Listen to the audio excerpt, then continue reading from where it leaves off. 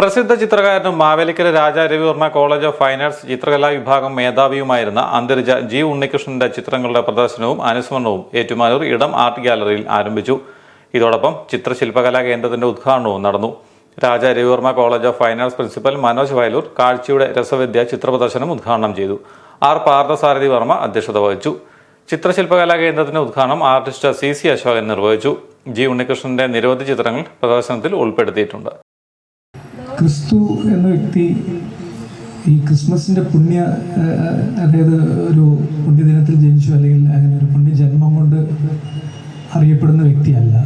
മറിച്ച് ജീവിതത്തിലൂടെ, തൻ്റെ പ്രവൃത്തികളിലൂടെയും തൻ്റെ സഹനത്തിലൂടെയും പീഡ അനുഭവിച്ചതിലൂടെയൊക്കെ മാനവരാശിക്ക്, അതായത് മാനവരാശിയെ മാറ്റാനുമൊക്കെ പ്രയത്നിച്ച വലിയൊരു പ്രവാചകൻ എന്ന രീതിയിലാണ് നമ്മൾ ലോകത്ത് ക്രിസ്തുവിനെ അറിയുന്നതും നമ്മൾ ക്രിസ്തുവിനെ ആരാധിക്കുന്നതും. ഞാനിത് പറയുമ്പം എന്തിനാണ് ക്രിസ്തുവിൻ്റെ കാര്യം പറഞ്ഞതെന്നുള്ള കാര്യം ഞാനിവിടെ ഇരുന്നപ്പോൾ ഓർത്തതാണ്.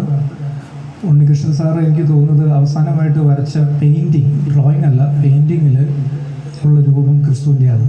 അതും ക്രൂശിതനായിട്ടുള്ള, അദ്ദേഹം ജീവിച്ചിരിക്കെ തന്നെ എനിക്ക് തോന്നുന്ന അവസാനമായിട്ട് പ്രദർശിപ്പിച്ചൊരു ചിത്രം കൂടിയാണ്. EJ റോയിച്ചൻ, ബൈജു നീണ്ടൂർ, TS പ്രസാദ്, ഷാജി പല്ലാട്ട്, മനോജ് ഹൈമന തുടങ്ങിയവർ നേതൃത്വം നൽകി.